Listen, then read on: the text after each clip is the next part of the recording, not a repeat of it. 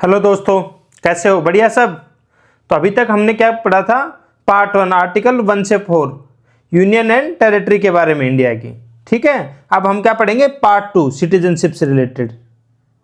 Part 2 इसमें कितने से कितने आर्टिकल तक है? आर्टिकल 5 से लेके 11 तक। हम एक एक करके सारे आर्टिकल देखते हैं। सबसे पहले इसमें क्या है? सिटीजनशिप से रिलेटेड है। तो सबसे पहले क्या है, जब हमारा कॉन्स्टिट्यूशन बन रहा था तो उस टाइम की सिटीजनशिप की बात होगी। तो उस टाइम क्या हो रहा था? इंडिया का डिवीजन हुआ था, इंडिया डिवाइड हुआ था। तो एक एक करके जो लोग आए थे, जो इंडिया में थे, सबको सिटीजनशिप की बात करेंगे। तो आर्टिकल भी उसी हिसाब से होंगे। तो जो सबसे पहले जो आर्टिकल 5 बात करता है किसकी? सिटीजनशिप उन लोगों को जो ऑर्डिनरी रेजिडेंट थे इंडिया के उस टाइम। कब? भारत आजाद हुआ था। तो जब उस टाइम जो इंडिया में रह रहे थे, जो अनडिवाइडेड इंडिया बच गया था, नहीं, जो डिवाइडेड इंडिया बच गया था, जो सिर्फ आज का जो भारत है उसमें जो पहले से रह रहे थे, उन लोगों की सिटीजनशिप से कौन डील करता है? आर्टिकल 5। मतलब कौन? जो डोमिसाइल थे। मतलब डोमिसाइल मतलब जिनका परमानेंट रेजिडेंस यहीं था, उन लोगों को इंडियन सिटीजनशिप से रिलेटेड था। तो इसमें क्या था? कौन है डोमिसाइल? या तो इंडिया में पैदा हुआ हो, या जिसके माँ बाप इंडिया जब उस टाइम जो बना उसमें पैदा हुए हो, या फिर पिछले 26 जनवरी 1950 से पहले 5 साल से जो इंडिया में रह रहा था, जिसका डोमिसाइल इंडिया था, उन सबको क्या सिटीजनशिप की कौन से आर्टिकल के अंदर कवर हुई थी? आर्टिकल 5 के अंदर। किनकी? जो रह रहे थे। आर्टिकल 6 किससे रिलेटेड है? जो पाकिस्तान से भारत आए थे। क्यों? जब बंटवारा हुआ था तो कुछ लोग पाकिस्तान में रह गए थे, हिंदू, बुद्धिस्ट, सिख वगैरह, जो माइग्रेट करके कहाँ आए थे? इंडिया आए थे। तो आर्टिकल 6 रिलेटेड है उनको सिटीजनशिप देने से इंडिया की। किनको? जो पाकिस्तान छोड़ के भारत आए थे, जो माइग्रेटेड लोग थे, जो पाकिस्तान से भारत आए थे। उनका क्या था? डेडलाइन क्या थी? अगर 19 जुलाई 1948 से पहले, ये डेट याद रखना, 19 जुलाई 1948 से पहले जो आए थे वो कौन होने चाहिए थे? वो किनके लिए था ये? जो आज का पाकिस्तान और बांग्लादेश है। वरना ये मान लो कि जो उस टाइम जो गवर्नमेंट ऑफ इंडिया 1935 के अंदर जो इंडिया को कॉन्स्टिट्यूट करता था, जो प्रिंसली स्टेट थे या कुछ था, आज का ये मान लो जो पाकिस्तान और बांग्लादेश है, उससे जो लोग बंटवारे के बाद भारत आए थे, उन सब के लिए क्या? उस टाइम का तो पाकिस्तान ही था, तो इसलिए एक्ट में क्या लिखा हुआ? पाकिस्तानी। आज का है बांग्लादेश, तो बाद में बना 1971 में। तो जो पाकिस्तान से भारत आए थे, उन कब आए थे उनको सिद्धि मिल जाएगी? 19 जुलाई 1948 से पहले आए थे उन सबको क्या मिल जाएगी? सिद्धि नागरिकता मिल जाएगी भारत की। उसके जो बाद आए थे उनको रजिस्टर करना पड़ेगा इंडिया की सिटीजनशिप लेने के लिए, और 6 महीने तक रजिस्टर करने के बाद 6 महीने तक पहले रहना पड़ेगा, फिर वो रजिस्टर होंगे। 6 महीने जब इंडिया में रह लेंगे जो पाकिस्तान और बांग्लादेश उस टाइम के आए थे, और फिर अगर वो रजिस्टर करते हैं तो उनको मिल जाएगी। आर्टिकल 7 किससे रिलेटेड था? जब बंटवारा हुआ था तो लोग इंडिया थोड़ी ना आए थे, इंडिया से पाकिस्तान भी गए थे। तो 1 मार्च 1947 के बाद बंटवारे के टाइम जो पाकिस्तान चले गए थे वो अब नागरिक नहीं रहेंगे। मतलब क्या था कि 1 मार्च 1947 के बाद जो पाकिस्तान चले गए थे अब भारत के नागरिक, he will not be citizen of India, जो पाकिस्तान चले गए। अब उनमें से कुछ लोग पाकिस्तान चले गए थे, देखा होगा वहां की हालत देख के भाई रुका जाएगा नहीं, तो कुछ लोग वापस भारत भी आ गए थे। तो अगर वापस भारत आते हैं और अगर वो 19 जुलाई 1948 के बाद आते हैं तो उनको क्या होगा? आर्टिकल 6 के अंदर रीसेटलमेंट का परमिट लेके आना पड़ेगा। उस परमिट से जो आके हो रहा है उनको आर्टिकल 6 के अंदर दोबारा से दी जाएगी। 26 जनवरी 1950 के बाद पूरा चेंज हो जाता है मामला। आर्टिकल 8 में क्या था? अब देखो, पाकिस्तान भारत के होने वाले हो लिए, जो पाकिस्तान से भारत है उनकी राइट्स की बात हो ली, जो भारत से पाकिस्तान गए उनकी बात हो ली। अब किन की सिटीजनशिप से रिलेटेड है? कुछ भारत के बाहर भी तो रह रहे थे, जो पाकिस्तान, जो विदेश में अमेरिका, यूरोप वगैरह जहाँ रह रहे थे, यह है उनकी सिटीजनशिप से रिलेटेड कि वो कैसे रजिस्टर कर सकते हैं। तो उनके लिए ये सबसे पहले तो किन को कर रहा था? या तो उनके माता पिता, या वो मतलब उनके माता पिता या दादा दादी, कोई भी भारत के नागरिक होने चाहिए। 1935 का जो गवर्नमेंट ऑफ इंडिया एक्ट था उसके अंदर, और अभी कहाँ रहने चाहिए? भारत से बाहर रहने चाहिए। तो उनको कैसे भारत की नागरिकता मिल सकती है? इससे ये किसके द्वारा गवर्न होगा? आर्टिकल 8। आर्टिकल 8 के द्वारा गवर्न होगा। उनको अगर सिटीजनशिप लेनी है तो सबसे पहले क्या करना पड़ेगा? उनको रजिस्टर कराना पड़ेगा। जिस भी देश में रह रहे हैं वहां पे जो इंडिया का डिप्लोमेटिक काउंसलर ऑफिस है उसमें जाकर एज ए इंडियन सिटीजन उनको रजिस्टर कराना पड़ेगा। अभी ये OCI कॉन्सेप्ट ये कह रहा है कि लीगली डिफरेंट है, क्योंकि OCI सिटीजन नहीं होते, सिटीजनशिप नहीं होती। तो ये हम जब OCI करेंगे लास्ट में डिस्कस, तो उसमें बात करेंगे इसकी OCI सिटीजनशिप क्या होती है। अब आर्टिकल नो मतलब नहीं मतलब क्या, कि किसको नहीं मिलेगी सिटीजनशिप।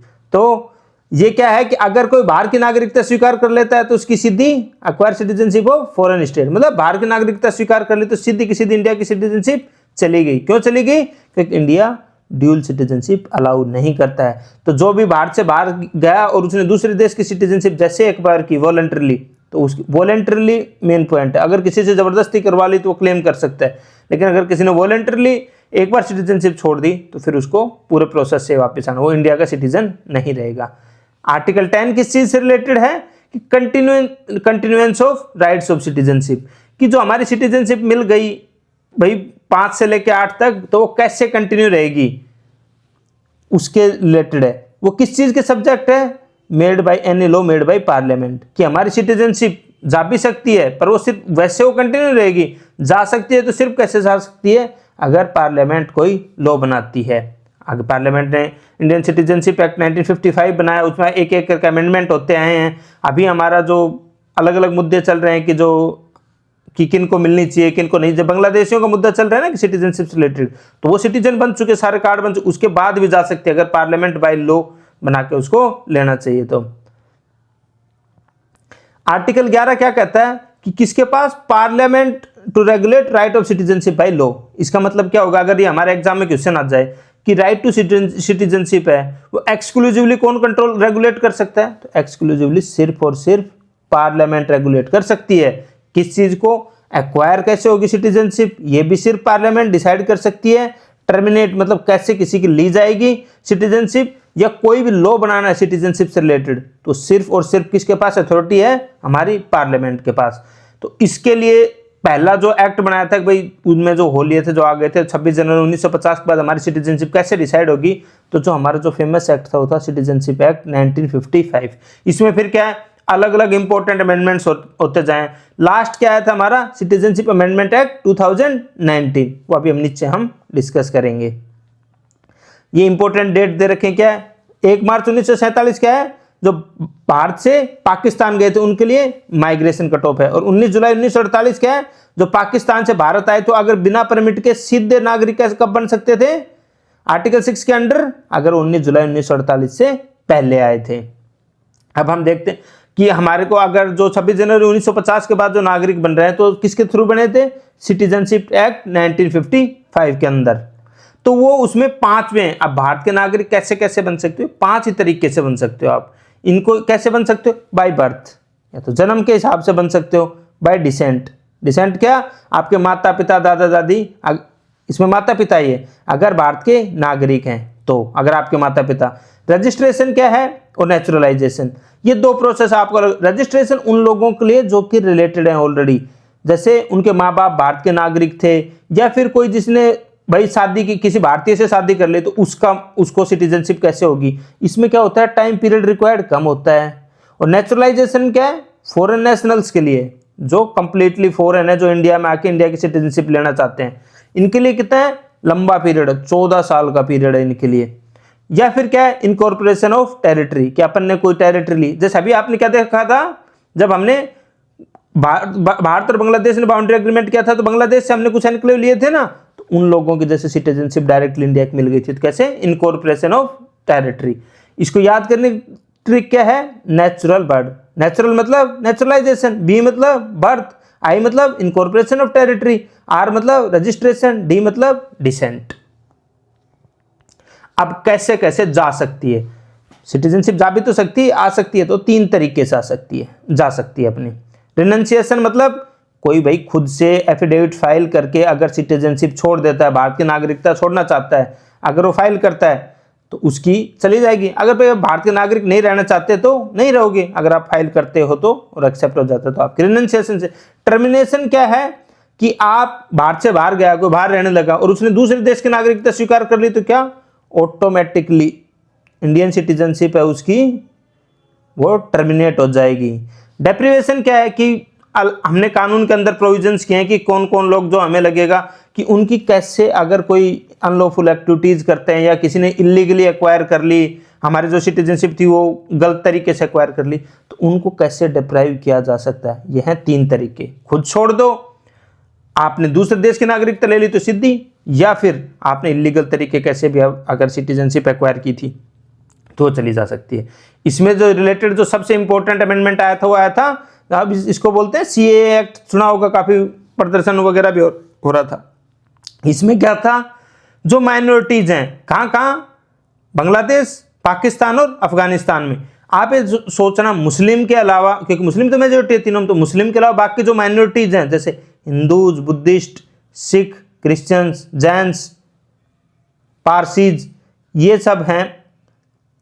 ये ध्यान रखना कितनी कम्युनिटी है, 6 कम्युनिटी है। इन 6 कम्युनिटी के लोग अगर आते हैं इंडिया में तो इनके लिए क्या होता, वैसे तो क्या प्रोसेस होता, नेचुरलाइजेशन होता।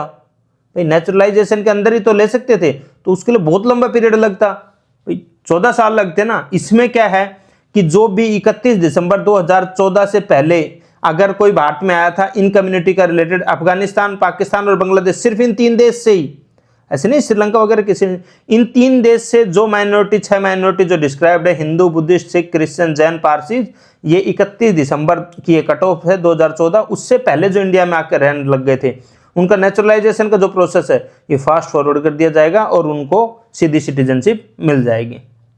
अब इंपॉर्टेंट फैक्ट्स हैं कि एनआरआईज क्या हैं, ओसीआई क्या हैं। तो एनआरआईज तो क्या है, नॉन रेजिडेंट इंडियंस, मतलब रेजिडेंट इंडियंस हैं, वो इंडियंस हैं, मतलब वो इंडिया के ही सिटीजन हैं। बस कौन है, जो अपने विदेश में बाहर जाके रहते हैं, काम वाम करते हैं, लेकिन उनके पास सिटीजनशिप, पासपोर्ट किसका है, इंडिया का पासपोर्ट होल्ड करते हैं। किसका पासपोर्ट होल्ड करते हैं, वो इंडिया का। ओसीआई कार्ड होल्डर क्या है, ये क्या है, ओवरसीज सिटीजन्स ऑफ इंडिया बोलते हैं। ये क्या है, इसमें वो सिटीजन कहाँ के हैं, वो सिटीजन है किसी दूसरे देश के, पर एक कार्ड बनता है ओसीआई कार्ड इंडिया का, उसको होल्ड करते हैं। तो उससे क्या होता है कि सर्टेन राइट्स मिल जाते हैं, लेकिन इंडियन सिटीजन्स नहीं है तो राइट टू वोट तो उनको मिल ही नहीं सकता। वोट सिर्फ और सिर्फ कौन डाल सकता है, जो भारत का नागरिक है। एनआरआईज कौन है, भारत का नागरिक, इसलिए वोट डाल सकते हैं। एक सबसे बड़ी बात याद आएगा, आधार कार्ड क्या सिटीजनशिप का प्रूफ है? नहीं, आधार कार्ड सिटीजनशिप का प्रूफ नहीं है। अब हम एक एक करके रिवाइज कर लेते हैं जिससे आपके दिमाग में रहे। सबसे पहले क्या है, 5 से 8 तक हमारे किस चीज से रिलेटेड है कि कैसे सिटीजनशिप मिलेगी। तो 5 में क्या है कि जो इंडिया के ही डोमिसाइल थे, इंडिया में रह रहे थे, उनको कैसे सिटीजनशिप मिलेगी। तो सिटीजनशिप किसके लिए, जो इंडिया में ही रह रहे थे। 6 में कौन है, जो पाकिस्तान से माइग्रेट करके इंडिया आए थे, 6 उससे रिलेट करता है। फिर 7 किससे रिलेट करेगा, जो इंडिया से कहां गए थे, पाकिस्तान। 8 किससे रिलेट करेगा, 8 किससे था, जो कौन थे, जो किसी दूसरे देश में रह रहे थे आउटसाइड इंडिया, लेकिन किस में नहीं, बांग्लादेश और पाकिस्तान, मतलब जो पाकिस्तान में नहीं रहने से आउटसाइड इंडिया रह रहे थे पर पाकिस्तान में नहीं, ये था। उनको कैसे सिटीजनशिप मिलेगी, उससे रिलेटेड था। 9 क्या, कि कैसे आपने अगर दूसरे देश की नागरिकता ले ली तो आपकी सिटीजनशिप कैसे चली जाएगी। अगर आप वॉलेंटरी किसी की भी सिटीजनशिप एक्वायर करते हो तो आपकी सिटीजनशिप चली जाएगी। 9 मतलब नहीं, मतलब ये 9 किससे रिलेटेड है, कैसे सिटीजनशिप चली जाएगी। अगर वॉलेंटरी किसी भी देश की एक्वायर करते हो आप तो आपकी इंडियन सिटीजनशिप चली जाएगी। 10 किससे रिलेटेड है, 10 में यह था कि कंटिन्यू करोगे। भाई 10 में से 10 नंबर मिले हैं, ये कंटिन्यू कैसे सिटीजनशिप कंटिन्यू करोगे। जब तक कौन डिप्राइव कर सकता है, सिर्फ पार्लियामेंट डिप्राइव कर सकती है। किससे, by law, parliament by law कर सकती है। 11 क्या है, 11 किसको एम्पावर करता है, किसको, पार्लियामेंट को, कि वो कोई एक्ट बना सके या जो भी काम करना, पार्लियामेंट रेगुलेट करने का पूरा उससे रिलेटेड लॉ बनाने का सारा काम किसका है, पार्लियामेंट का। हमने पिछले लेक्चर में आर्टिकल 11 सिटीजनशिप तक पढ़ लिया था। अब हम पार्ट 3 आज स्टार्ट करेंगे, फंडामेंटल राइट्स, आर्टिकल 12 to 35। कौन से में है ये, पार्ट 3 में कॉन्स्टिट्यूशन के। तो हम एक एक करके डिस्कस करते हैं। पहले क्या क्या इसके बेसिक फीचर्स हैं, मतलब फंडामेंटल राइट्स है क्या, कुछ प्रॉपर्टीज है, इनको क्या कहते हैं। जैसे याद कई बार कि ऐसे बेसिक क्वेश्चंस आ जाते हैं बिल्कुल एग्जाम में कि Magna carta of Indian constitution किसको कहा जाता है। मैग्ना कार्टा क्या था, 1215 में इंग्लैंड में जो राजा था उसके अगेंस्ट जो विद्रोह हो रहे थे, तो जो बाकी लोग थे, जो बैरन्स वगैरह थे, उनको कुछ राइट्स दिए गए थे, उसको मैग्ना कार्टा था। मतलब कि कुछ इंपॉर्टेंट राइट्स थे जिससे कि राजा की पावर कम हो सके और प्रजा को कुछ पावर मिले। हमारे इंडियन कॉन्स्टिट्यूशन में सबसे इंपॉर्टेंट आर्टिकल क्या है? Fundamental rights. किसके लिए है? इंडिविजुअल पावर की सबसे बड़ी चीज है फंडामेंटल राइट्स। इसलिए ये क्या हो गया? हमारे कॉन्स्टिट्यूशन के मैग्ना कार्टा हो गए। इंस्पायर्ड किससे है ये? Constitution of USA. हमने सोर्सेस में पढ़ा था, ये कहाँ से लिए गए हैं? यूएसए से। यूएसए में किससे लिए गए हैं कि अगर पूछ ले तो बिल ऑफ राइट्स से। यूएसए में क्या नाम है इनका? बिल ऑफ राइट्स है। जो वहाँ शुरुआत के जो अमेंडमेंट थे पहले से लेकर 10-12 तक, उनसे जो बिल ऑफ राइट्स दिए गए थे, उन बिल ऑफ राइट्स से इंस्पायर्ड होके हमने लिए। ये क्या है? जस्टिसिएबल। जस्टिसिएबल का मतलब क्या है कि अगर हमारा फंडामेंटल राइट ब्रीच हो जाता है, वायलेट हो जाता है, तो हम क्या कर सकते हैं? सीधे सीधे सुप्रीम कोर्ट जा सकते हैं। उनका ब्रीच हो गया तो उनको वापस से बहाल करने के लिए हम क्या जा सकते हैं? आर्टिकल 32 के अंदर सुप्रीम कोर्ट जा सकते हैं, या फिर आर्टिकल 226 के अंदर हम हाई कोर्ट जा सकते हैं। कि अगर हमारा फंडामेंटल राइट्स का हनन होता है तो क्या कर सकते हैं? हम सीधे कोर्ट जा सकते हैं उनके हनन के खिलाफ, कि ये चीज़ हमारे फंडामेंटल राइट्स वापस से रिस्टोर करो। तो ये पावर मिलती है हमें कि ये है जस्टिसिएबल, मतलब हम सीधा कोर्ट जा सकते हैं अगर ब्रीच हुए तो हमारे फंडामेंटल राइट्स। किस चीज़ के लिए हैं? किस चीज़ को सबसे ज़्यादा प्रोटेक्ट करते हैं? तो ये पॉलिटिकल डेमोक्रेसी को। 3 टाइप की डेमोक्रेसी हम मेनली बात करते हैं, पॉलिटिकल, सोशल और इकोनॉमिकल। तो सोशल और इकोनॉमिक डेमोक्रेसी के लिए हम किसकी बात करते हैं? तो वो हम बात करते हैं डीपीएसपी की, part 4 of the Indian constitution, जो हम आगे पढ़ेंगे, directive principles of state policy.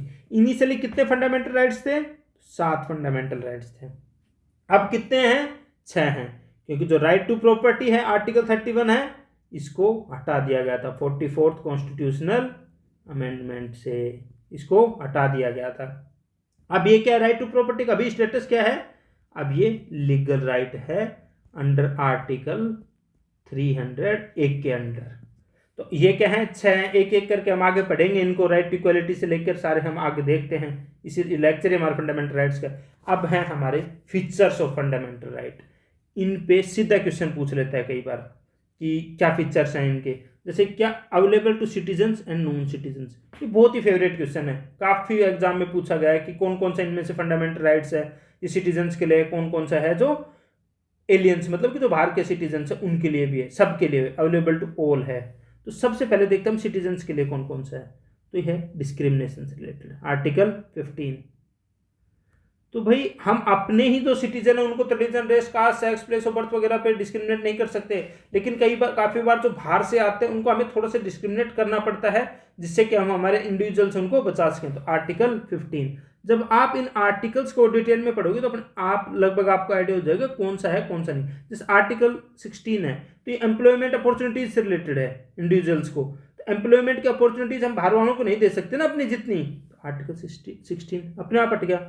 Article 19 right to freedom से रिलेटेड है, तो फ्रीडम हम अपने देश के लोगों को दे सकते हैं, ये थोड़ी ना कर सकते हैं कि बाहर से आके भी सब हमारे देश में आए और कुछ भी बोल कर जा सकते हैं। उन पे तो रेस्ट्रिक्शंस लगाने पड़ेंगे ना, अगर कोई बाहर के देश से आया है तो। हमारे देश में हमें आज़ादी है, जैसे हमें जब हम बाहर जाते हैं तो उतनी आज़ादियाँ थोड़ी ना होती हैं। हम यहाँ पे कॉन्स्टिट्यूशनली प्रोटेक्टेड है, वो थोड़ी ना मानते हमारे कॉन्स्टिट्यूशन को। आर्टिकल 29 और 30 किससे हैं? माइनॉरिटी राइट्स से रिलेटेड है। तो माइनॉरिटी कौन? हमारे देश की माइनॉरिटी, इसलिए ये भी किसको होंगे? सिर्फ हमारे देश के लोगों को होंगे। अब इसके अलावा देखो 14 rule of law, article 14 rule of law से रिलेटेड है। मतलब हम कोई भी, हमने तो अजमल कसाब था जो पाकिस्तान से आया था, इतना खतरनाक अटैक में शामिल था, आतंकवादी था, उसको भी हमने पूरा जो रूल थे, जो लॉ थे, उनको फॉलो करके फिर फांसी पे लटकाया था। ऐसे नहीं था। तो जब इतने बड़े आतंकवादी को, इसका मतलब ये मान लो कि सबको है रूल ऑफ लॉ यहाँ पे, कि जो रूल है हमारा, जो लॉ है, उसी के अकॉर्डिंग हम सजा देते हैं। Article 20 of prevention from offences है, कन्विक्शन है।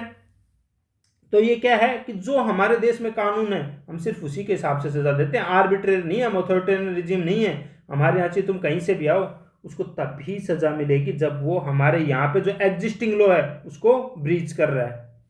आर्टिकल 21 क्या है? राइट टू लाइफ और डिग्निटी से रिलेटेड है।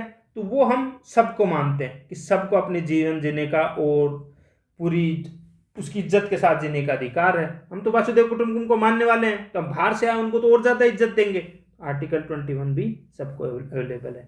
आर्टिकल 25 में आप कंफ्यूज हो सकते हो, क्योंकि है right to freedom of religion से related, conscience, profess, propagate, religion का अपना, तो आपको लगेगा कि बाहर वालों को थोड़ी ना करने देंगे, लेकिन हम राइट है ये सबको, आर्टिकल 25 मिला हुआ भी है, सब लोगों को मिला हुआ है। अब ये आ जाएगा कि क्या फंडामेंटल राइट्स एब्सोल्यूट हैं या नहीं है? नहीं, फंडामेंटल राइट्स में जो हमें फ्रीडम्स मिली हुई है एब्सोल्यूट नहीं है, उसके अंदर जो रेस्ट्रिक्शंस हैं वही जब हम उनके सब पार्ट्स पढ़ते हैं, जो रेस्ट्रिक्शन हर फंडामेंटल राइट्स के साथ उनके सब पार्ट्स में मेंशन्ड है कि ये रेस्ट्रिक्शंस हैं, और उनको जो कोर्ट है वो टाइम टाइम पे जो केसेस हो, बहुत ज़्यादा केस गए हैं हमारे सुप्रीम कोर्ट में, तो उन्होंने उसकी डेफिनेशन है जो लिखी हुई है उसको, उसकी जो रीजनेबलनेस है लिबर्टी और सोशल ऑर्डर के साथ लेके, तो उसको डिफाइन किया है कि ये इतना इतना है, ये इसका मीनिंग है, हमारे कोर्ट्स डिसाइड करते रहते हैं, पर ये एब्सोल्यूट राइट नहीं है। यह आ जाता है कि आप हमारे एडुकेटिव बेस्ड पैटर्न में तो स्टेटमेंट आएंगे, तो एक स्टेटमेंट आएगा fundamental rights are absolute rights, तो नहीं, वो गलत हो जाएगा। अब है primarily against the state. State की जो हम आर्टिकल 12 में डेफिनेशन भी देखेंगे जब आर्टिकल 12 आएगा तो कि ये प्राइमरीली स्टेट के अगेंस्ट है। हाँ, जो ज़्यादातर फंडामेंटल राइट्स हैं वो हमें स्टेट के अथॉरिटेरियन जो पावर है उससे बचाने के लिए हैं, लेकिन कुछ जगह ये प्राइवेट इंडिविजुअल के खिलाफ भी है। डिस्क्रिमिनेशन आर्टिकल 15 किससे रिलेटेड है? तो डिस्क्रिमिनेशन कौन करता आ रहा है, कौन करता है सबसे ज़्यादा? एक दूसरे से इंडिविजुअली तो करते हैं, हाँ सरकार भी कर सकती है तो सरकार के विरुद्ध भी है, लेकिन डिस्क्रिमिनेशन तो इंडिविजुअल भी एक से दूसरे के साथ कर सकता है ना, तो आर्टिकल 15 तो उसके अगेंस्ट होगा। अनटचेबिलिटी, ये तो हजारों साल से चली आ रही, सरकार नहीं, हमारे यहाँ तो इंडिविजुअल एक दूसरे से करते आ रहे हैं, अनटचेबिलिटी को प्रैक्टिस करते आ रहे हैं। इस आर्टिकल 17 सबके लिए प्राइवेट इंडिविजुअल पे लागू हुआ। आर्टिकल 23 हमारे ह्यूमन ट्रैफिकिंग है से रिलेटेड है या फोर्स्ड लेबर से, तो फोर्स्ड लेबर ह्यूमन ट्रैफिकिंग में भी स्टेट इन्वॉल्व थोड़ी ना होगा, प्राइवेट इंडिविजुअल इन्वॉल्व होते हैं, इसलिए उनके अगेंस्ट। फोर्स्ड लेबर में पहले स्टेट होता था, अब हम डेमोक्रेटिक कंट्री हैं, हम कोशिश करते हैं, अब हमारा स्टेट इन सब चीज़ों में इन्वॉल्व नहीं होता है। फिर इसका नेगेटिव भी नेचर है और पॉजिटिव भी। अगर ये स्टेटमेंट आ जाए कि all are negative in nature, नहीं नहीं नहीं नहीं, हमारे जो कल्चरल और एजुकेशनल राइट हैं जो आर्टिकल 29 और 30 के अंदर है मेनली, वो क्या है, पावर देते हैं हमारे को, जो इंडिविजुअल्स हैं उनको पावर देते हैं, प्रिविलेज करते हैं कि वो अपने जो एजुकेशनल या कल्चरल राइट्स हैं उनको प्रोटेक्ट कर सके, तो प्रिविलेजेस देते हैं, तो ये पॉजिटिव भी हैं। वरना ज़्यादातर तो ये क्या स्टार्ट कैसे होते हैं, state shall not do this, state shall not do this, इसलिए क्या हो जाता है कि अपन कंफ्यूज हो जाता है कि सिर्फ नेगेटिव नहीं, नेगेटिव भी हैं और पॉजिटिव भी। जस्टिसेबल हमने ऊपर देख लिया था, जस्टिसेबल का मतलब क्या है कि अगर हमारे फंडामेंटल राइट्स ब्रीच होते हैं किसी भी वजह से, किसी रूल रेगुलेशन वगैरह किसी भी वजह से, तो हम सीधे हाई कोर्ट या सुप्रीम कोर्ट जा सकते हैं। ये हमने ऊपर डिस्कस कर लिया, अमेंडेबल हैं या नहीं है। तो हमारे इसमें कई केस हुए हैं, जैसे जो फेमस केस है वो गोलकनाथ केस है, उसमें क्या हमारे सुप्रीम कोर्ट ने क्या कहा था कि नहीं, इनको हम अमेंड नहीं कर सकते। फिर हमने अमेंडमेंट लाया, 24th अमेंडमेंट लाए थे हम कॉन्स्टिट्यूशन का 1971 में। उसके बाद केस आनंद भारतीय जजमेंट आया, उसमें डिसाइड हुआ कि अमेंड हो सकते हैं, लेकिन किसके क्या देखना पड़ेगा कि बेसिक स्ट्रक्चर को वायलेट नहीं करने चाहिए, उस बेसिस पे हम इनको अमेंड कर सकते हैं। फिर क्या ये हमेशा फंडामेंटल राइट्स हैं वो यूनिवर्सल और हमेशा इटर्निटी के लिए रहते हैं? नहीं, ये हमारे सस्पेंड भी हो सकते हैं। जैसे आर्टिकल 19 है वो सस्पेंड हो सकता है जब आर्टिकल 358 के अंदर लिखा हुआ है ये, जब हम आर्टिकल 358 में जब हम नेशनल इमरजेंसी देखेंगे तो दोबारा देखेंगे हम डिटेल में, जो आर्टिकल 358 को देखेंगे तो उसमें क्या है कि वार या एक्सटर्नल अग्रेशन के बेसिस पे अगर नेशनल इमरजेंसी डिक्लेयर हुई है आर्टिकल 352 के अंदर, तो ऑटोमेटिकली आर्टिकल 19 है ये सस्पेंड हो जाएगा। पर जो ये है आर्टिकल 20 और ये किससे रिलेटेड है, आर्टिकल 359 में। इनमें क्या है कि इनको जो एनफोर्स करने के लिए हम जो कोर्ट जाते हैं सिर्फ वो सस्पेंड होते हैं, पर वो भी 44th अमेंडमेंट से हमने कह दिया था, कॉन्स्टिट्यूशनल अमेंडमेंट से, क्योंकि हमारी इमरजेंसी लग चुकी थी कि कैसी भी इमरजेंसी हो आर्टिकल 20 और 21 कभी भी सस्पेंड नहीं होंगे। तो हमारे यूनिवर्सल राइट्स कौन से, अगर ये आ जाए कौन से दो फंडामेंटल राइट्स यूनिवर्सल हैं तो वो कौन से हैं, आर्टिकल 20 और 21। ठीक है, अब हम एक एक करके सारे आर्टिकल पढ़ते हैं। सबसे पहले हम क्या पढ़ेंगे भाई, जैसे हमारे वो हमने ऊपर देखा ना कि स्टार्ट कैसे होते हैं, state shall not do this, state shall not do this, तो स्टेट क्या है जिसकी बात कर रहे हैं, तो जैसे आर्टिकल 12 में आए, फिर सिमिलरली सेम डीपीएसपीज में भी आर्टिकल 36 में फिर से दोबारा स्टेट की डेफिनेशन आएगी। तो सबसे पहले हम क्या करते हैं, सबसे पहले डिफाइन करेंगे, स्टेट डिफाइन करेंगे ना, state shall not do this, तो क्या है, तो हमारी गवर्नमेंट और पार्लियामेंट कहाँ की, ऑफ इंडिया।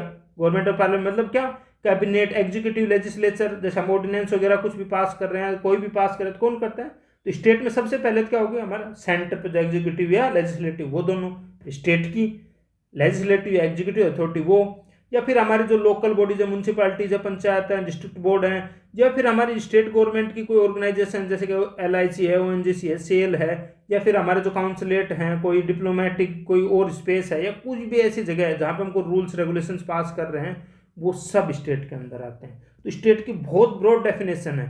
जो जो हमारी मतलब हमें लग रहा है एक प्रकार से जो कि टेरिटरी में जो चीज़ हम देख देख के आए थे, जो हम वैसे आर्टिकल 1 में वैसे ही हमारा स्टेट है। जो भी अथॉरिटी स्टेट से रिलेटेड है वो सब की सब डेफिनेशन ऑफ स्टेट में। तो ये पूछ रहेगा कई बार कि डेफिनेशन ऑफ स्टेट क्या है, क्या क्या स्टेट में इंक्लूड है। तो ये याद रखना बहुत ब्रॉड डेफिनेशन है। मतलब वो जो भी ऑप्शन देंगे लगभग जब तक वो कोई विदेश से रिलेटेड नहीं देते, वो हमेशा हर चीज़ डेफिनेशन ऑफ स्टेट में आएगी। तो स्टेटमेंट 3-4 आ जाए तो 99% केस में सारे ही करेक्ट होंगे। अब हमारा है आर्टिकल 13। ये क्या है? लॉज इनकंसिस्टेंट विद और in derogation with the fundamental of the fundamental rights. मतलब अगर कोई लॉ इनकंसिस्टेंट है या फंडामेंटल राइट्स के डेरोगेशन में है तो वो नल एंड वॉइड डिक्लेयर हो जाएगा। डिक्लेयर कौन से आर्टिकल के अंदर करते हैं हम? आर्टिकल 32 के अंदर। लेकिन हम डिसाइड किससे करेंगे? वो आर्टिकल 13 के। क्योंकि लॉ कहां से पता चलेगा? जो लॉ की डेफिनेशन है वो कहां से आएगी? आर्टिकल 13 डिफाइन करता है लॉ को। तो लॉ में क्या क्या इंक्लूडेड है? तो सबसे पहले प्री कॉन्स्टिट्यूशनल लॉज। जब हम लॉ देखेंगे आर्टिकल 13 के अंदर, तो सबसे पहले लॉ क्या है भाई? हमारे तो काफी साल से चले आ रहे हैं, जो हम तो अब भी कहते हैं कॉलोनियल लीगेसी भी बोलते हैं उसको। तो हमारे तो बहुत से कॉलोनियल लॉज और उससे भी पुराने, जैसे कि हमारे अलग अलग धर्म से रिलेटेड लॉ और बहुत ज्यादा चीज चले आ रहे हैं। मतलब प्री कॉन्स्टिट्यूशनल लॉ में आ गए वो सारे, जो 26 जनवरी 1950 से पहले के जो भी एक्ट या रेगुलेशंस अब भी चल रहे हैं वो सारे लॉ में आते हैं। अगर वो फंडामेंटल राइट्स को ब्रीच करते हैं तो वो भी वॉइड हो जाएंगे इन द, मतलब किस हद तक इनकंसिस्टेंट हो जाएंगे, मतलब कि अब वो मान्य नहीं रहेंगे। अगर वो हम उनको चेक करेंगे, अगर वो हमारे फंडामेंटल राइट्स को ब्रीच करते हैं तो अब मान्य नहीं रहेंगे। पोस्ट कॉन्स्टिट्यूशनल लॉ में क्या है? कोई लॉ अगर स्टेट ने कोई लॉ बनाता है तो स्टेट को ये ध्यान रखना है कि ऐसा कोई लॉ नहीं बनाएगा जो या तो फंडामेंटल राइट्स ले ले, टेक अवे फंडामेंटल राइट्स, या एब्रिज मतलब रिड्यूस कर दे फंडामेंटल राइट्स को। इस जो आर्टिकल 13/2 है, इसकी वजह से सबसे ज्यादा जो केसेस हुए थे हमारे, और जो गोलकनाथ केस हमने पढ़ा था 1967 में, जिसमें इसको कहा था कि स्टेट शैल नोट, जो ये है इसी डेफिनेशन की वजह से कहा था कि फंडामेंटल राइट्स कमेंट करने की पावर हमारे जो पार्लियामेंट है उसके पास नहीं है, सुप्रीम कोर्ट ने कहा था। फिर हम देखते हैं कि लॉ के अंदर क्या क्या है, मतलब मीनिंग ऑफ लॉ में मतलब किस किस को हम लॉ मानते हैं। तो लॉ की बहुत ब्रॉड डेफिनेशन, कोई भी ऑर्डिनेंस गवर्नर पास करे, चाहे प्रेसिडेंट, वो कोई ऑर्डर एग्जीक्यूटिव हो, एडमिनिस्ट्रेटिव हो, कोई भी ऑर्डर हो जो कि हमारे गवर्नमेंट या कोई अथॉरिटी पास करते हैं, कोई भी बाई लॉ को इम्प्लीमेंट करने के लिए कोई छोटा मोटा लॉ वैसे बनाएगा, बाई लॉ बनाएगा वो हो, या कोई रूल हो किसी भी बॉडी के द्वारा, रेगुलेशन बनाई हो, इवन कोई जो नोटिफिकेशन अगर इश्यू कराया हुआ है किसी बॉडी के द्वारा वो भी, या कस्टम जो कि अभी लॉ का काम कर रहा है, जैसे कि हमारे जो रिलीजियस लॉज वगैरह कोई भी हैं, वो कोई भी इनमें से, इतना ब्रॉड डेफिनेशन है लॉ का, ये सब लॉ माने जाएंगे। इनमें से जो भी इनकंसिस्टेंट होगा फंडामेंटल राइट्स से वो सब हो जाएंगे वॉइड। ठीक है। अब हमारे क्या हुआ था, मैंने बताया था 1967 में क्या आया था? Golaknath versus state of Punjab. 1967 का बहुत ही फेमस केस था। इस केस में क्या हुआ? सुप्रीम कोर्ट ने कहा कि पार्लियामेंट के पास पावर नहीं है कि वो अमेंड कर सकते, क्योंकि उन्होंने क्या लिया? लिटरल वे में लिया, state shall not make any law that, कि पार्लियामेंट के पास कोई पावर नहीं है जिससे कि वो फंडामेंटल राइट्स को अमेंड कर सके। सरकार ने फिर अपना 24th कॉन्स्टिट्यूशनल अमेंडमेंट आया 1971 में, जिससे कि गोलकनाथ जो जजमेंट है उसको बाईपास किया जाए। तो उसमें सबसे पहले क्या लिख दिया इन्होंने? लिख दिया article 13 does not apply to constitutional amendments under article 368, कि जो हम पढ़ रहे थे, जो लॉ की जो डेफिनेशन में जो भी चीज थी, वो जो कॉन्स्टिट्यूशनल अमेंडमेंट है आर्टिकल 368 के अंदर, वो आएगा ही नहीं लॉ। तो ये ध्यान रखना, अगर ये स्टेटमेंट आ जाए कि क्या लॉ की जो डेफिनेशन है उसमें कॉन्स्टिट्यूशनल अमेंडमेंट आता है, तो नहीं आता, इसलिए ये बहुत इंपॉर्टेंट हो जाता है। Parliament can amend fundamental rights, अगर वो जब लॉ ही नहीं है तो पार्लियामेंट अमेंड कर सकती है, क्योंकि ब्रीच ही नहीं करेंगे। लेकिन फिर केशवानंद भारती जजमेंट दोबारा हुआ 1973 में, जिसमें इसकी जो कॉन्स्टिट्यूशनलिटी है उसको चेक किया गया, तो उसमें जो केशवानंद भारती जजमेंट है उसमें सुप्रीम कोर्ट ने मान लिया कि ठीक है, हम मान लेते हैं कि आर्टिकल 13 है, ये अप्लाई नहीं होता और पार्लियामेंट के पास पावर है कि वो फंडामेंटल राइट्स को अमेंड कर सकता है। लेकिन उन्होंने क्या लिया है, इसमें क्या आया था, बेसिक स्ट्रक्चर डॉक्ट्राइन कि तुम अमेंड कर सकते हो, लेकिन वो अमेंडमेंट से जो कॉन्स्टिट्यूशन का बेसिक स्ट्रक्चर है वो नहीं हटना चाहिए, मतलब जो उसका कोर है उसके अगेंस्ट नहीं है कि तुमने कल जो राइट टू इक्वालिटी या रूल ऑफ लॉ है उसी को हटा दिया। तो बेसिक स्ट्रक्चर उन्होंने डिफाइन नहीं किया, case by case basic structure की डेफिनेशन बढ़ती जा रही है। आर्टिकल 13 से कुछ डॉक्ट्राइन इवॉल्व हुए। सबसे पहला आता है डॉक्ट्राइन ऑफ जुडिशियल रिव्यू। तो आपको लगेगा कि जुडिशियल रिव्यू का डॉक्ट्राइन तो आर्टिकल 32 के अंदर होना चाहिए, लेकिन जो आर्टिकल 32 के अंदर जब अनकॉन्स्टिट्यूशनल डिक्लेयर करोगे तो जो लॉ है, क्या है, कैसे है, वो सारी डेफिनेशन तो उसकी किससे आई है, आर्टिकल 13 से। तो पूरा जो बेस तैयार करा है जुडिशियल रिव्यू का, जो सब कुछ करता है, पूरा वो फ्रेमवर्क कौन करता है, वो तो आर्टिकल 13 करता है, डॉक्ट्राइन ऑफ सिवरेबिलिटी। मतलब ये है कि जैसे हमारे बॉडी का कोई पार्ट है तो उसको सिवियर कर देते हैं ना, अगर वो जैसे गल जाता है या कुछ हो जाता है तो डॉक्टर काट देता है ना, ऐसे ये है कि जो पार्ट हमारा जो लॉ बनाएंगे, जो हम पास करेंगे, उसमें से जो पार्ट अनकॉन्स्टिट्यूशनल होगा ना वो वॉइड हो जाएगा। मान ले 4 सब क्लोज थे तो उसमें से 2 अगर वो अनकॉन्स्टिट्यूशनल है तो वो 2 वॉइड हो जाएंगे, ये कंडीशन ये है। और जो बाकी बच गया पार्ट वो लागू हो जाएगा, लेकिन ये कंडीशन है वो तभी लागू होगा जब जो 2 बचे हुए हैं या जो भी बचा हुआ इंडिपेंडेंटली अपने आप में उसकी इंडिपेंडेंटली उसका कोई मीनिंग निकलता हो, वो कुछ नई चीज प्रेजेंट करता हो। अगर जो 2 वर्ड डिक्लेयर किया गया उसकी वजह से उसकी इंडिपेंडेंस खत्म हो जाती है, वो कोई मीनिंग नहीं बचता, वो अपने आप ऑटोमेटिकली वो भी वर्ड हो जाएगा। फिर है डॉक्ट्राइन ऑफ इक्लिप्स। इसका मतलब क्या है, ये है रिलेटेड है प्री कॉन्स्टिट्यूशनल लॉ से। जैसे पोस्ट कॉन्स्टिट्यूशनल लॉ तो क्या है, अब हमारा लॉ बनता है, अगर वो फंडामेंटल राइट्स का अगेंस्ट है तो वो क्या हो जाता है, वॉइड हो जाता है सीधा। वॉइड मतलब खत्म। अब अगर हमें दोबारा कुछ भी करना है तो क्या करना पड़ेगा, वापस जीरो से पास करना पड़ेगा, पूरा पार्लियामेंट्री प्रोसीजर फॉलो करना पड़ेगा और फिर आएगा। लेकिन प्री कॉन्स्टिट्यूशनल लॉ केस में ऐसा नहीं। जो लॉ इनकंसिस्टेंट है फंडामेंटल राइट्स से, वो क्या हो जाते हैं, डोरमेंट हो जाते हैं, डेड नहीं। मतलब ये है कि अगर कभी भविष्य में जाकर हमने फंडामेंटल राइट्स अमेंड किए तो उसका जो अगर इनकंसिस्टेंट पार्ट था वो हट गया तो वापस से डॉक्ट्राइन डोरमेंट का मतलब क्या है, वो वापस से रिवाइव हो जाएगा। मरा नहीं था वो, बस वो कोमा में था, वो कोमा से बाहर आ जाएगा जैसे उसको सही हुआ। तो डॉक्ट्राइन ऑफ वेवर का मतलब यह है कि कोई भी कंडीशन हो किसी इंडिविजुअल के हाथ, अपने मेरे हाथ में नहीं है कि मैं अपने फंडामेंटल राइट्स कह दूं ठीक है भाई सरकार से कि मैं आज़ादी दे रहा हूं, तुम मेरे फंडामेंटल राइट्स ले लो। नहीं नहीं नहीं, इंडिविजुअल के हाथ में अथॉरिटी नहीं है। इंडिविजुअल को तो ऑटोमेटिक मिल रहे फंडामेंटल राइट्स। तुम सिटीजन ऑफ इंडिया क्या, तो ये फंडामेंटल राइट्स है, ये तुम्हें मिल गए। तुम चाह के सरकार नहीं ले सकती हो, ठीक है, तुम भी चाह के अपने फंडामेंटल राइट्स नहीं दे सकते। कि ये नहीं है कि भाई हमने तो केस हुआ था, लड़ाई होगी, समझौता कर लिया, FIR वापस ले, नहीं नहीं नहीं नहीं, फंडामेंटल राइट्स को तुम वापस नहीं कर सकते। अब जैसे हमारे इसके क्लोज और सब क्लोज देखते हैं तो ये 13 क्योंकि इंपॉर्टेंट है तो इसमें से कई बार सब क्लोज भी पूछ लेता है। तो सबसे पहले ध्यान रखना कि पहले ये क्या डिफाइन करता है 13 लॉ। तो लॉ में सबसे पहले कौन सा लॉ डिफाइन करेगा, जो प्री 1950 है, उसके बाद पोस्ट 1950 और उसके बाद डेफिनेशन ऑफ लॉ। भाई लॉ है क्या क्या, 13/4 ये एग्जाम में नहीं पूछा जाएगा जनरल, इन तीनों में से देख लेना, ये पूछे जा सकते, प्री पोस्ट फिर डेफिनेशन ऑफ लॉ। अब हम एक एक करके बात करते हैं। Right to equality article 14 to 18। अब हम चले हैं अपने पहले फंडामेंटल राइट की तरफ, राइट टू इक्वलिटी। तो हमारा आर्टिकल 14 किससे रिलेटेड है, इक्वलिटी बिफोर लॉ।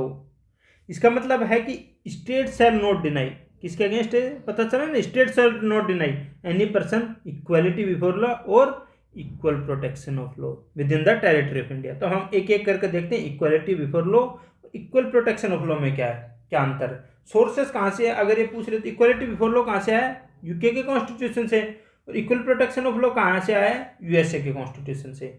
ये रूल ऑफ लॉ का नेगेटिव इंटरप्रिटेशन है। इसका मतलब सबसे पहली बात तो रूल ऑफ लॉ क्या है, रूल ऑफ लॉ ये मतलब है कि जो लॉ ऑफ लैंड है, इसका मतलब है कि जो भी हमें मतलब उस जगह का जो लॉ लिखा हुआ है, जो हमारे पार्लियामेंट ने बनाया है, जो इम्प्लीमेंट किया है, और हर इंसान को सिर्फ ब्रीच ऑफ जो लॉ है उसी पे सजा हो सकती है, ऐसे नहीं है। ये इंश्योर करता है रूल ऑफ लॉ कि absence of any arbitrary action, कि हर इंसान को जो रूल ऑफ लॉ है वहाँ का उसी के हिसाब से सिर्फ सजा होगी।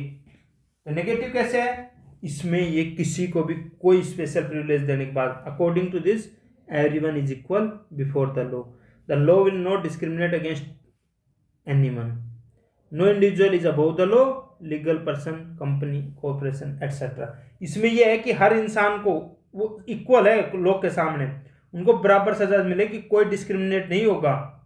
लेकिन इक्वल प्रोटेक्शन ऑफ लॉ में क्या है, पॉजिटिव इंटरप्रिटेशन की law shall treat equally to those who are in similar circumstances, कि जो सिमिलर सर्कमस्टेंसेस में हैं उनको सिमिलरली ट्रीट करो। लेकिन ये पाबंदी लगाता है, ये ऐसे नहीं कर, ये और कहता है कि ये मतलब इसका ये है कि जो अनइक्वल हैं उनको इक्वली ट्रीट करो, तो एक प्रकार से धोखा हो गया। तो कह रहा है कि वो मत करो। ये कह रहा है कि लॉ है ना जो reasonable, positive, just, rational discrimination कर सकता है। ये किसके की वो रख रहा है, नींव रख रहा है, ये जो हमारे आर्टिकल 15 में जो डिस्क्रिमिनेशन, जो हमारे जो क्लोजेज आएंगे, और जो 16 में जो हमारे अभी जो रिजर्वेशन की पॉलिसी है, वो इसी को इंश्योर करते हैं, इक्वल प्रोटेक्शन ऑफ लॉ के अंदर है हमारी जो। अगर जब हम देखेंगे जो बेसिस इसका कौन है, तो हमारा इक्वल प्रोटेक्शन ऑफ लॉ है। इसका मतलब ये कह रहा है कि दो लोग थे, वो अलग अलग सिचुएशन से आए हैं, उनको अगर तुम बराबर कर दोगे तो ये तो एक प्रकार से अन्याय होगा। तो ये कह रहा है कि तुम रीजनेबल और पॉजिटिव रैशनल डिस्क्रिमिनेशन कर सकते हो। तो ये हमारा जो रिजर्वेशन मिला हुआ है उसका बेसिस कहाँ से आता है, तो इक्वल प्रोटेक्शन ऑफ लॉ, मतलब सिमिलर सर्कमस्टेंसेस में उनको सिमिलर ट्रीट करो, लेकिन ये नहीं है कि जो डिसिमिलर सर्कमस्टेंसेस में उनको सिमिलरली ट्रीट करोगे। तो ये नींव रखता है पॉजिटिव जस्ट रेशियल डिस्क्रिमिनेशन की। अब हमारी जो इक्वालिटी है इसके कुछ एक्सेप्शंस हैं। तो जो सबसे फेमस है, जो प्रेसिडेंट और गवर्नर हैं, इनको जो इम्यूनिटीज हैं, ये तो हम जब प्रेसिडेंट गवर्नर पढ़ेंगे तो वहां पे देख लोगे आप कि ये क्या है। प्रेसिडेंट और गवर्नर क्या है, वो अपने जो ऑफिशियल काम करेंगे, जब अपनी ड्यूटी डिस्चार्ज करेंगे, तो किसके लिए कोई भी कोर्ट को आंसरेबल नहीं है। अपने जो पर्सनल काम है उनके लिए तो आंसरेबल हैं, उसके लिए उनको अलग पावर्स मिली हुई हैं, वो भी हम डिस्कस करेंगे। लेकिन जो अपनी जो ऑफिस का दायित्व निर्वहन कर रहे हैं वो, उसके लिए वो किसी को आंसरेबल नहीं है, कि कोई कोर्ट में नहीं बुला सकता प्रेसिडेंट या गवर्नर ने एक डिसीजन क्यों लिया था। और कोई भी क्रिमिनल प्रोसीडिंग उनके अगेंस्ट नहीं इनिशिएट की जा सकती, प्रेसिडेंट के अगेंस्ट भी और गवर्नर के अगेंस्ट भी, जब तक उनका टर्म ऑफ ऑफिस चल रहा है। सिविल प्रोसीडिंग की जा सकती है। क्रिमिनल प्रोसीडिंग तो क्या है कि जब तक आप प्रेसिडेंट हो या गवर्नर हो, क्रिमिनल प्रोसीडिंग तो हो ही नहीं सकती। अगर क्रिमिनल प्रोसीडिंग करनी है तो कब होगी, जब उनका टेन्योर खत्म हो जाएगा, जब ऑफिस से बाहर आ जाएंगे, तभी क्रिमिनल प्रोसीडिंग स्टार्ट हो सकती है। सिविल प्रोसीडिंग स्टार्ट हो सकती है दोनों के अगेंस्ट, अगर कोई प्रोसीडिंग सिविल है, मतलब अगर सिविल कोर्ट का मैटर है, तो जैसे फाइनेंस इन सब से रिलेटेड है तो। लेकिन पहले क्या देना होगा, 2 मंथ प्रायर नोटिस। अपने को ऐसा कुछ नहीं होता, इसलिए क्या हो गया, एक्सेप्शन हो गया ना इक्वालिटी का। इसके साथ साथ किसको है, जैसे मेंबर ऑफ पार्लियामेंट है, प्रिविलेजेस मिले हुए हैं उनको, कि जो संसद में कुछ भी बोलते हैं वो क्यों चाहते हैं। जैसे जो अभी जब अपना मुद्दा चल रहा था, राहुल गांधी क्यों जो भी बात बोलना चाह रहा था, तो संसद में क्यों बोलना चाह रहा था, या उसको रोक रहे संसद में, क्योंकि उसको तुम बाहर आके कोर्ट ऑफ लॉ में कोई भी केस नहीं कर सकते, तो ना कोई डिफेमेशन का केस फाइल कर सकते या कुछ फाइल नहीं कर सकते, क्योंकि वो प्रिविलेज हैं, जो पार्लियामेंट्री प्रिविलेजेस हैं उनके अंदर है। ये ऐसे ही किसको मिले हुए हैं, जैसे पार्लियामेंट में मेंबर्स ऑफ पार्लियामेंट को मिले हैं, ऐसे ही स्टेट लेजिस्लेचर में मिले हुए हैं। तो कौन हो गया, गवर्नर, प्रेसिडेंट, गवर्नर, उन दोनों को नहीं हो सकता। ये ध्यान रखना, सिविल प्रोसीडिंग हो सकती है। ऐसे ही मेंबर्स ऑफ पार्लियामेंट, उनको क्या है सिर्फ जब वो अंदर बोलेंगे। इसके साथ साथ क्या है, इनको और भी थोड़े बहुत राइट्स हैं, जो हम देखेंगे कि इनके ऊपर क्रिमिनल या सिविल केस फाइल करते हैं, तो अगर सेशन में है तो उन पे भी कुछ छूट है, कुछ स्पेशल प्रिविलेजेस हैं। ध्यान रखना, दोनों मेंबर ऑफ पार्लियामेंट और मेंबर ऑफ स्टेट लेजिस्लेचर दोनों को मिले हुए हैं। और उसके साथ साथ जो हमारे डिप्लोमेट्स हैं या फॉरेन रूलर्स हैं, मान लेकर पुतिन आ रहा है, तो हम उसको कोई सजा नहीं करेंगे, उसका कोई मैटर हो, कुछ यहाँ पे हो गया, तो उनको इम्यूनिटी होती है, डिप्लोमेटिक इम्यूनिटी। किस लिए होती है, जिससे कि आपस में कंट्रीज के रिलेशन खराब नहीं हो। हम अगर हमारे किसी डिप्लोमेट यहाँ पे कोई ऐसा उससे हो गया, तो हम वो यूएस गवर्नमेंट को बताएंगे, यूएस गवर्नमेंट जो वहाँ के जो एक्ट्स होंगे, वहाँ के जो रूल्स होंगे, उसके हिसाब से फिर उसको पनिश करेगा। उसको यहाँ पे इम्यूनिटी है, इसका मतलब ये नहीं होता कि उसको इम्यूनिटी परमानेंट है। इनको उसके साथ साथ किसको है, यूनाइटेड नेशंस वगैरह जो एजेंसी जैसी काम कर रही हैं, जो यूनाइटेड नेशन है, जो मेजर एजेंसी यूनाइटेड नेशन या उसके एफिलिएटेड एजेंसीज हैं, उनके लोग यहाँ काम कर रहे हैं, उनको भी प्रिविलेजेस हैं। तो ये क्या हो गया, इक्वलिटी ब्रीच हो गई ना। इक्वलिटी के हिसाब से तो क्या होता कि सबको बराबर रखना था, लेकिन ये नहीं, ये कुछ इक्वल सर्कमस्टेंसेस जो इक्वल प्रोटेक्शन ऑफ लॉज है इसको फॉलो करता है, मतलब इक्वल को इक्वल ट्रीट कर रहे हैं। इन कुछ जो अनइक्वल लोग हैं उनको हमने स्पेशल ट्रीटमेंट दे रखा है।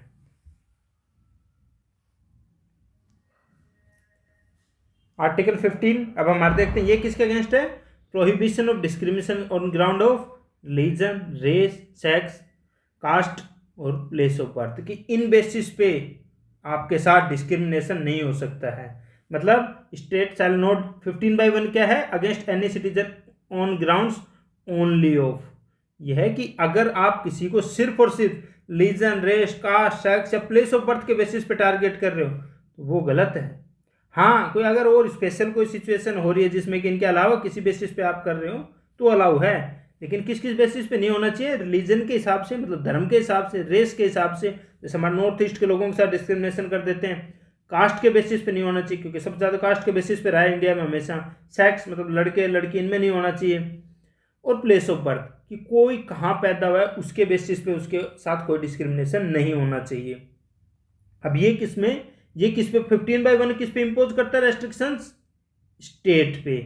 और 15/2 क्या करता है, नो सिटीजन सेल, इसमें क्या है, इंडिविजुअल पे भी रेस्ट्रिक्शंस है। क्या, कि कोई भी इंडिविजुअल या स्टेट ओनली डिसेबिलिटी नहीं होनी चाहिए, कि उसको मतलब रेस्ट्रिक्शन है कि एक्सेस है शॉप से, पब्लिक से, प्लेसेस पे, होटल्स में, मंदिर में, सब जगह, घाट वगैरह जहाँ भी जाते हो उस पे जाने से आप किसी को रोक नहीं सकते हो, होली और पार्टली स्टेट फंड पे हो या डेडिकेटेड टू पब्लिक यूज, कोई भी ऐसी चीज़। हाँ, आप अपनी प्राइवेट प्रॉपर्टी है उस पर आपके हिसाब से कुछ बना सकते हो, लेकिन अगर कोई पब्लिक प्रॉपर्टी है, मान ले कोई रेस्टोरेंट है, तो रेस्टोरेंट और कुछ कंडीशन लगा सकता है कि अपने होटल में आने के लिए कि वो भाई कुछ ऐसे अलाउ कर दे, लेकिन वो रिलीजन, रेस, कास्ट, सेक्स और प्लेस ऑफ बर्थ से नहीं कर सकता। जो हमारी स्टैग एंट्री होती है उस जगह नॉट अलाउड, तो वो एक प्रकार से प्रोहिबिशन है आर्टिकल 15 का। आर्टिकल 15/3 क्या कहता है, एम्पावर करता है स्टेट को। क्या कर रहा है, एम्पावर कर रहा है स्टेट को। ये क्या कर रहे थे, रेस्ट्रिक्ट, ये कर रहा है एम्पावर। किसके लिए, कि स्पेशल प्रोविजन बना सकते हो वुमेन और चिल्ड्रन के लिए, क्योंकि क्या कर रहे थे कि सेक्स के हिसाब से आप डिस्क्रिमिनेट नहीं कर सकते। तो 15/3 में ये क्यों लिखा कि यार वुमेन और चिल्ड्रन के लिए कुछ अलग अलग, हमारे वुमेन्स को बहुत ज़्यादा राइट्स मिले हुए ना, तो उनका बेसिस कहाँ से आता है, तो आर्टिकल 15/3 है उनका बेसिस, कि वो एम्पावर करता है स्टेट को कि वो आर्टिकल 15 को ब्रीच कर सकता है अगर वुमेन या चिल्ड्रन के लिए कुछ स्पेशल प्रोविजंस करता है तो। फिर क्या हुआ, आर्टिकल आया 15/4। इसमें क्या हुआ, स्टेट में make special provisions for the advancement of socially and educationally backward classes. SC ST OBC के लिए जो रिजर्वेशन मिला था वो उसका बेसिस कहाँ से आता है, इससे आता है, क्योंकि ये स्टेट को स्पेशल प्रोविजन किसके लिए कर सकता है, SC ST OBC के लिए। सोशली और एजुकेशनली बैकवर्ड क्लासेस के, सोशल और एजुकेशनल बैकवर्डनेस के बेसिस पे किनको रिजर्वेशन मिला हुआ है, SC ST OBC, उनके लिए कर सकता है। क्यों आया था ये, क्योंकि जो हमारा जो तमिलनाडु था वहाँ पे क्या हुआ था, रिजर्वेशन दिया था नॉन ब्राह्मण्स को इंजीनियरिंग कॉलेज में, तो इसको अनकॉन्स्टिट्यूशनल, क्योंकि वो भाई ब्रीच कर रहा था, हमारे डिस्क्रिमिनेशन हो गया था, वो तो कास्ट के बेसिस पे हो गया था ना, सुप्रीम कोर्ट ने उसको स्ट्रक डाउन कर दिया था। Champakam Dorairajan versus state of Madras. फिर हमारा आया जो फर्स्ट कॉन्स्टिट्यूशनल अमेंडमेंट आया था, उसके अंदर डाला गया आर्टिकल 15/4। शेड्यूल 9 वगैरह हमने पढ़ा था, इसमें क्या भी आया था फर्स्ट कॉन्स्टिट्यूशनल अमेंडमेंट में, शेड्यूल 9 भी इसके अंदर ही इंसर्ट किया गया था हमारे कॉन्स्टिट्यूशन में। ऐसे आर्टिकल क्या हुआ, इंसर्ट किया 15/4, और उसमें लिखा गया कि स्टेट को एम्पावर किया गया कि सोशली और एजुकेशनली जो बैकवर्ड क्लासेस हैं उनके लिए स्पेशल प्रोविजन कर सकता है। फिर 15/5 फिर से इंप्लीमेंट करना पड़ा, किसके लिए, ये किस में है, गवर्नमेंट इंस्टीट्यूट्स में, किसको, SC ST OBC को। और 15/5 किस में है, प्राइवेट या अनएडेड जो इंस्टीट्यूशन हैं, सिर्फ इसमें कौन किस में नहीं दे सकते, माइनॉरिटी इंस्टीट्यूशंस इससे बाहर है, ध्यान रखना। जो प्राइवेट एजुकेशनल इंस्टीट्यूशन है उनके अंदर दिया गया, प्राइवेट में भी इंक्लूडेड है ये, फॉर सोशल एंड एजुकेशनल। ये किस में था, जॉब में था, और ये किस में था, एजुकेशनल इंस्टीट्यूट्स में। ये किस में है, जॉब्स में, ये किस में है, एजुकेशनल इंस्टीट्यूट में है। फिर आया 15/6, ये क्या है, जो हमारी EWS को 10% रिजर्वेशन दिया था, तो उसके लिए प्रोविजन हमारे भाई आर्टिकल 15/6 में अगर प्रोविजन नहीं जोड़ा तो ब्रीच कर जाएगा आर्टिकल 15 को, और वो रिजर्वेशन तो सीधा स्ट्रक डाउन हो जाता। तो आर्टिकल 103 में जो अमेंडमेंट थे उनमें से एक था ये, 10% रिजर्वेशन जो दिया गया था, तो 15/6 जोड़ा गया कि एग्जिस्टिंग जो रिजर्वेशन है उसके अलावा, इसमें भी माइनॉरिटी इंस्टीट्यूट्स में नहीं है, बाकी सब में एजुकेशनल इंस्टीट्यूट और उनमें जो इकोनॉमिकली वीकर सेक्शंस हैं उनको हमारा रिजर्वेशन दिया गया 15/6 ऐड करके।